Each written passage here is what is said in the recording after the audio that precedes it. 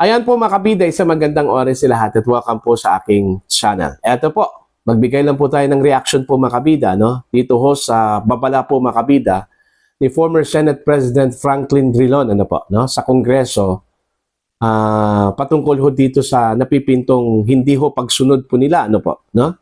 Sa desisyon po ng Korte Suprema, no? Mga kabida, na huwag ituloy ang impeachment trial kasi ho, unang-una ho, hindi ho nagkaroon po ng jurisdiction ang Senado po makabida, no? Dito ho sa impeachment complaints, ano po, laban ho kay Vice President Sara Duterte, matapos pong idineklarang unconstitutional po ito, ano, mga kabida, ng Korte Suprema, ano po. Eto, babasahin ko lang po ito pong balita, no, mula sa ang balita ngayon, mga kabida. Babala sa Kongreso, huwag suwayin ang Korte Suprema, former SP Drilon. Nagbabala si dating Senate President Franklin Drilon na maaring humantong sa constitutional crisis kung itutuloy ng Kongreso ang impeachment trial laban kay VP Sara Duterte sa kabila ng desisyon ng Korte Suprema.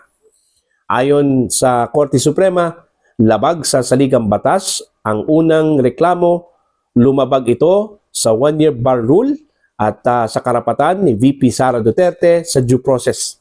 Kaya't idineklara itong null and void mula pa sa simula. Ito yung sinabi po ni Drilon po mga kabida, no? Tila walang impeachment complaint na umiiral. Giit ni Drilon, kung ipipilit ng Kongreso, direktang hamon ito sa saligang batas. Ang pahayag ay tugon sa mungkahi ni dating Senate President Tito Soto na posibleng baliwalain ng Senado ang desisyon ng SC dahil ito'y isang hiwalay na constitutional body. Ngunit ayon kay Drilon, malinaw, ang Korte Suprema ang may huling salita sa mga isyung konstitusyonal. Ayon. So malinaw po, ano? Na ang Korte Suprema po makabida ay the last resort. Okay? Pagdating ho sa question of laws. Question po ng Korte Suprema. Korte po sa konstitusyon. Ano? Ang huling may salita po dyan, ito pong Korte Suprema mga kabida. No? So malinaw po yan sa kanilang mandato. Pero nagtataka lang po ako kung bakit ayaw pong intindihin po ito mga kabida. Lalong-lalo na po ito pong mga bumatikos po ng mga abogado, ano? Dito ho sa Korte Suprema. Lalo-lalo na po sa naging desisyon po nila mga kabida sa impeachment complaints, ano, versus the Vice President. Malinaw po mga kabida, dahil ho sa kanilang leaning, ano, kahit alam po nila yung batas, alam po nila yung kalakaran po mga kabida sa Korte Suprema, alam po nila yung kapangyarihan po ng Korte Suprema, pilit pong pinipikit po nila itong kanila pong mga mata, no, mga kabida, because of the leaning. Dahil sa kanila pong leaning, ano po, no? Yun yung mahirap. You are officers of the court, ano, pero hindi mo ginampanan yung pagiging officer of the court, ano? Kagaya ho sa ginawa po ni ML Party List Representative Leila de Lima, no? 'Di ba? Gagaya ho sa ginawa po makabida, no, ni ML Party List Representative Leila de Lima. Grabe yung batikos po niya sa Korte Suprema, ano? Naka-strike to na po sa kanya ito pong Korte Suprema. Unang-una po, yung sinabihan po niya yung Korte Suprema po makabida, yung kanilang aksyon na judicial overreach na raw, ano? Kasi sumobra na sa kanila pong kapangyarihan, sa kanila pong mandato, ano? Nang hilingin po ng Korte Suprema, ano, sa Kamara, yung mga komprehensibong impormasyon patungkol ho sa impeachment complaint versus the Vice President, umalma po itong si De Lima po makabida kasi sumobra na raw, ano? Yung pangalawa po, nung naglabas po ng desisyon ang Korte Suprema declaring the articles of impeachment as unconstitutional, mga kabida, sinabihan po ni Congresswoman De Lima po makabida ang Korte Suprema na one-sided, ano po? Diba? So mga ganito pong mga pahayag po, unacceptable po ito, mga kabida, no? Sa Korte Suprema. Parang hindi po nirespeto po ni De Lima ito pong Korte Suprema, no? Although palabas po siya ng apology po mga kabida, no, sa Korte Suprema, pero wala na, damage has been done. Okay? Meron na po siyang mga sinabi po, ano? Baka natakot po itong si Dilima po mga kabida, no, na ma-disbar, kaya nag-issue po siya ng apology, ano po, no? So, hindi po dapat ginagawa yan ng mga individual, lalong-lalo na po yung mga officers of the court na sila yung unang nakakaintindi po, ano, sa role at kapangyarihan po makabida ng Korte Suprema. No? Tama po itong sinabi po ni Drilon. Ano? Pag sinubukan hong suwayin ang utos po ng Korte Suprema o ang desisyon po ng Korte Suprema, talagang magkakaroon po tayo ng constitutional crisis po makabida. No? Okay? Pag sinasabi hong constitutional crisis, wala na po yan. Ano? Wala nang sumusunod sa batas po niyan, mga kabida. Kung uumpisahan po yan sa Korte Suprema, malamang, magkakaroon po ng chilling effect yan, ano? Ibig sabihin, okay, kung hindi po sinusunod yung utos po ng Korte Suprema, baka ganun din ang mangyayari po makabida sa mga lower courts. Mga utos po ng mga lower courts, like for example, MTC, RTC, ano? Itong Court of Appeals, Sandigan Bayan, hindi rin susundin, ano? Hindi na nga sinusunod ang utos po ng pinakamataas na hukuman po ng bansa. Ito pang mga lower courts, ano? Yun, magkakaroon po ng chilling effect po yun, ano? Yun yung mahirap. At yun yung nakakatakot po makabida, no? Okay? Kaya nga, kung meron man pong mga tao na dapat umintindi ho dito sa desisyon ng Korte Suprema, ito pong mga officers of the court. Ito pong mga abogado po. Itong may mga alam sa batas. Ito hong sinasabi po nilang mga legal luminaries o legal experts. Kaya nga nagtataka po ako dito ho sa sinabi ho ni Senator Tito Soto, mga kabida, no?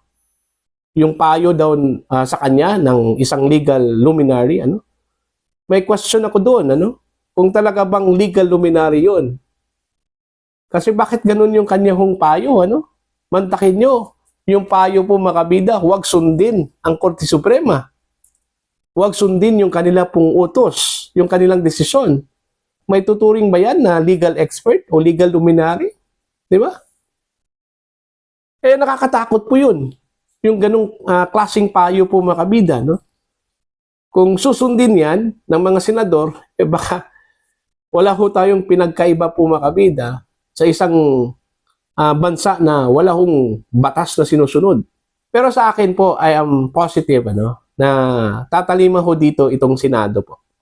Sa mga actuations lang po ng mga senador po mga kabida, kagaya ho ng incoming Senate President na si Chis Escudero, ano? Na sinabi po niyang igalang ang desisyon po ng Korte Suprema, malinaw po yun na tatalima po. Ano? Ito pong si Senator Chis Escudero. Ito pong si Senator Mig Zubiri na huwag subukang suwayin ang Korte Suprema. May please pa, no, mga kabida, yung kanya hong pakiusap. Alright? So, sigurado po ako na itong mga taong ito, susunod po ito. Ano? At malamang, of course, karamihan ho sa mga senador, tatalime ho dito. Ano? Although meron po silang sinabi po makabida na pagbobotohan po nila ito. Ano? Normal na po yan, wala problema yan. Because ang sa akin po, ano, ang tingin ko po dyan, parang procedural lang po yan, ano, ng impeachment court. Pero at the end of the day, ang mananalo po dyan, ito pong affirmative, ano? Meaning, susundin po nila ito pong utos po ng Korte Suprema. Kasi in the first place, kung pagbabatayan po natin yung order po makabida, yung decision, ano? Simula't simula po, wala hong jurisdiction ito pong Senate Impeachment Court. Because the complaint itself, ano, ito pong articles of impeachment po mga kapida, wala na po yung saysay. Unconstitutional nga Hindi po sumang-ayon po sa saligang batas po mga kapida. So paano mo yan lilitisin, ano? Kung mismo ang reklamo ay may problema, mga kapida. So hindi talaga magkakaroon po ng jurisdiction ito pong impeachment court dito, mga kabida, no? And I'm sure naintindihan po yan ng mga abogado po dyan sa Senado, ano? Kagaya ho ni Senator Chis Escudero, Peter Cayetano, Rodante Marcoleta, ano po, no? Pia Cayetano. Ito yung mga abogado po, ano, ng mga senador. So naiintindihan po nila yung desisyon po ng Korte Suprema. At naiintindihan po nila mga kabida yung repercussion po okay, kung sakali hong suwayin po nila ito pong desisyon ng Korte Suprema po mga kabida. So I'm very positive na talagang tatalima po itong Senate. Pero ito pong prosecution, itong House of Representatives, talagang igigiit talaga nila ito. Kasi unang-una po naglabas na po ng order po itong si incoming House Speaker Martin Romualdez po na magsampa po ng motion for reconsideration po sa Korte Suprema po mga kabida para subukang baliktarin po mga kabida ito hong naging desisyon po ng Korte Suprema Although marami hong nagsasabi na malabo na po raw kasi unang-una ang nagdesisyon ho dito unanimous. Ibig sabihin lahat po mga kabida wala hong dissenting opinion po dito Lahat po sila ay pumabor po doon ho sa pagdeklarang unconstitutional po mga kabida or null and void ito pong articles of impeachment. Diba? So malay natin, subukan na lang po kasi part po ng due process po yun, yung magsampa po ng MR, mga kabida. Mas maganda subukan kung talaga bang kayang baliktarin po, itong naunang desisyon po ng Korte Suprema dito ho sa Articles of Impeachment po versus the Vice President. Okay, mga kabida. Mas maganda kung mayroong ganong proseso kasi makikita mo talaga yung checks and balance po, mga kabida. Yung the process is working talaga. Hindi po katulad dun ho sa sasabihin mo outright na one-sided ang Korte Suprema, may kiniklingan ang Korte Suprema, Okay? Namumulitika ang Korte Suprema. Hindi naman po maganda yon mga kabida, So, para po sa inyo, ano po ang inyong pananaw at opinion ho dito, Please comment down, mga kabida. Sa mga hindi pa po subscribers sa akin channel, please subscribe. Just click the subscribe button, click the notification bell, click all para updated po kayo sa aking mga uploads. Maraming salamat po sa inyo lahat, mga kabida.